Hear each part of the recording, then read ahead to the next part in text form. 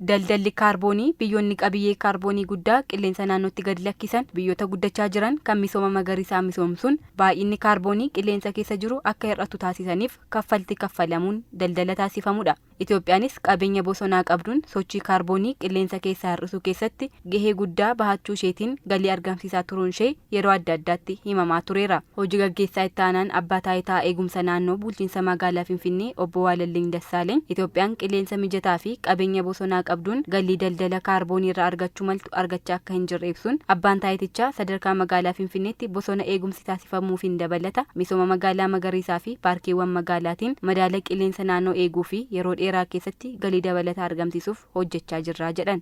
ማግኘት ከሚገባን አንፃር ሲታይ galii argachuu qabnu waliin madaallee yoo ilaallu galii gadaanaa ta'uun isaa ni beekama. Kana fooyyessuuf ammoo hojmaata keenya fooyyessuun barbaachisaadha. Magaalaa Finfinnee akkuma naannoo biyyattii kan biroo magariisa taasisuuf hojiin ashaaraa magariisaa hojjetamaa tureera. Kanaan dura bosonni eegumsaan daanga'es ni jira. Kana misooma magaalaa magariisaa waliin taasisuun gahee Itoophiyaan qabdu guddisuuf ni hojjenna.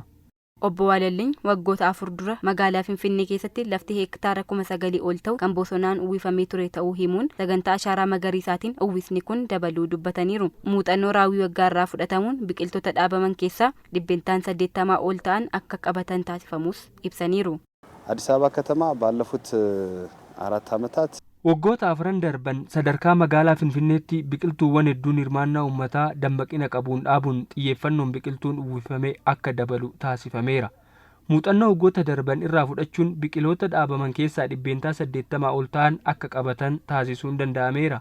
Sababa ijaarsa gamoowwaniin uwwisni biqiltuuwwanii hir'achaa dhufuusaatiin rakkoolee faalama qilleensaatiin dhufan hir'isuuf hojimaatni gamoowwan misooma magariisaa qaama ijaarsichaa ittiin taasisan qophaa'aa jiraachuus ibsaniiru. ባለፈው 4 ዓመት አንድ የመጣ ትራንስፎርሜሽናል ወይም ደግሞ waggoota 4 darbanitti jijjiiramni dhufee ni jira. Kunis namoonni ijaarsa gamoowwan adda addaa keessatti misooma magariisaa qaama ijaarsichaa taasisuun hojiin hojjetamu guddachaa dhufeera. Kun ammoo hojimaatan yoo deeggarame qaamoleen kana hojjetan ammoo yoo jajjabeeffaman bu'aa guddaa argamsiisa. Hojimaanni kun reefu qophaa'aa jira. Gara fuulduraatti mariin adda addaa taasifamee gara hojiitti ni seena jedheen amana.